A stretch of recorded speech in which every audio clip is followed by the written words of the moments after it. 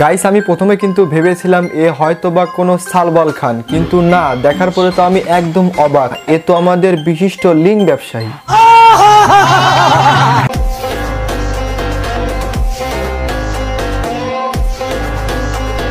ভাই তুই হয়তোবা ভেবেছিস এগুলো আমার ফ্যান ফলোয়ার, কিন্তু না রে ভাই, এগুলো তোর ফ্যান ফলোয়ার না, এগুলো ভাবির ফ্যান ফলোয়ার। ফাইনালি মডেল হয়ে নিজের ইচ্ছাটা পূরণ করেই ফেললাম। ভাইটি আসলে লিঙ্ক ব্যবসার সাথে সাথে জনিদার মতো নীল পর্দায় শুটিং করা শুরু করছে।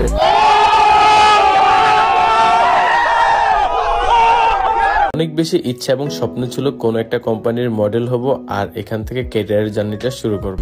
ভাইটি আসলে মডেলিং করে নীল পর্দার নায়ক হয়ে গেছে।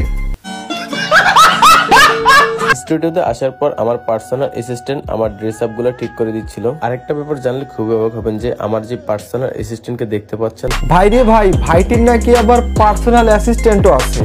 না মানে খাইতে পায় না ভাত, টেম্পু চালায় সারা রাত।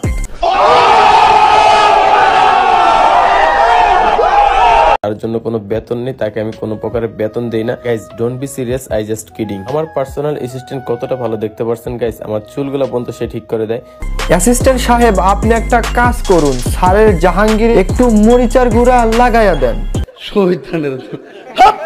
জীবনে তো অনেক আনবক্সিং ভিডিও দেখছেন, আজকে হচ্ছে আমরা সেল আনবক্সিং করব। বিসমিল্লাহির রহমানির রহিম, আলহামদুলিল্লাহ। এই তো রাজার রাজকীয় ব্যবসা শুরু। না মানে ভাইটি লিঙ্ক ব্যবসা করে অবশেষে একটা সেলুন দিছে।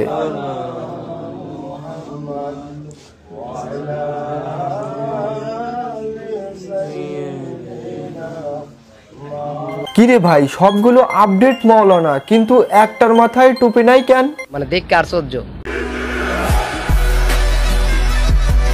আমি তগো লাগে সবসময় দোয়া করি তোরা বউ ব্যবসায় সফল হ, আর সফল হয়ে সোজা পাবনার দিকে হাঁটা দিবি। গজব বেজতি। যাই হোক গাইস, ভিডিও ভালো লাগলে লাইক কমেন্ট শেয়ার এবং সাবস্ক্রাইব করবেন, পেজ থেকে দেখলে ফলো করবেন। সো দর্শক দেখা হবে নতুন কোনো ভিডিওতে।